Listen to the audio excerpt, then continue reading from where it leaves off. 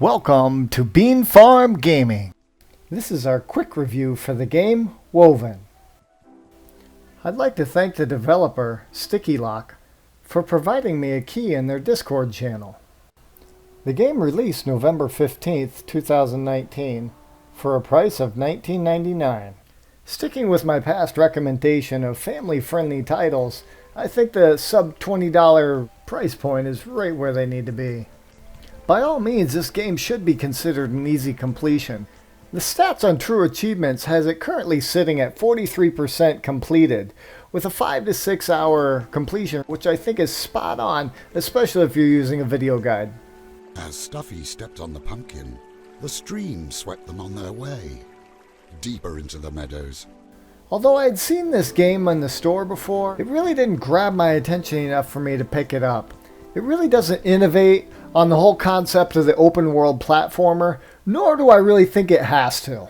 These kid-friendly titles are great at putting together simple puzzles and collectibles which keep you entertained for hours. Now, are there any other titles this console generation that have done this maybe better? I can think of a couple.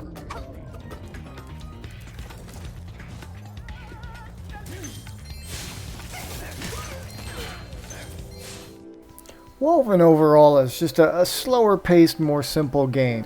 In each level you'll have 3 different styles of collectibles. One being these patches that you scan, thus obtaining the fabric style.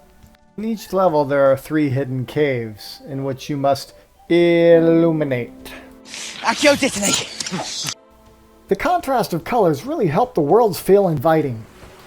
The third type of collectible are these memory machines that you activate with your flying light bulb companion. Although the majority of these collectibles are not really required to play through the game, they are what the achievement hunters will be seeking out for the full completion. You had a nice little achievement right there. In addition to these collectibles, you will come across these rhythm game machines that unlock blueprints to new animal body parts for your character, who is so rightly named Stuffy. These new blueprints can be applied using various sewing machines, which are littered throughout the maps. Each new blueprint adds new abilities everywhere, like such as jumping leg of kangaroo, cat claws, flight of the pelican, elephant stomp, or nimble little tiny fingers for button pressing. These new abilities will need to be swapped out in order for Stuffy to access new areas or navigate the level.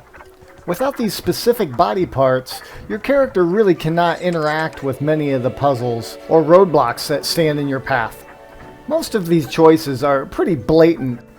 Through my playthrough, I didn't run into any mind-numbing brain busters that stopped my play. I think most kids will be able to easily find their way through the puzzles and challenges. Oh, that did it! How fantastic! But Glitch did not yet seem enthusiastic.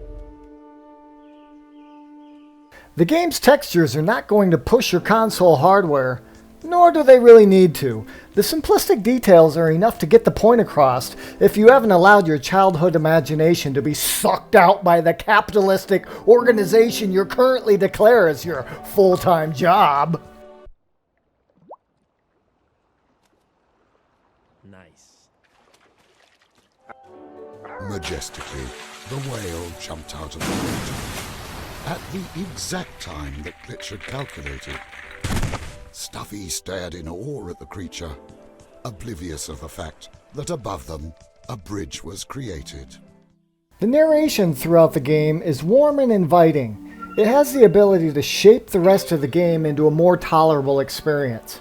I believe without this narration, the game would have ended up as a dry shell of its current presentation. This game would be perfect if you were looking for a delightful game to have your kids watch your playthrough, or provide a child with a game to keep them engaged while exploring a simple world filled with small challenges and surprises.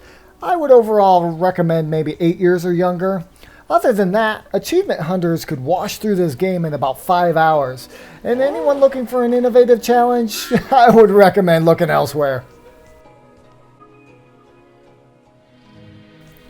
Simple puzzles like Get the bug to take the yellow nut into the yellow machine. Right. Or wear the matching fabric for the Guardian King Cobra. Ridiculous. Mind blown. Overall, I found Woven to be a competent game that plays well to its chosen demographic. It doesn't innovate, but it doesn't degrade either, if that makes any sense.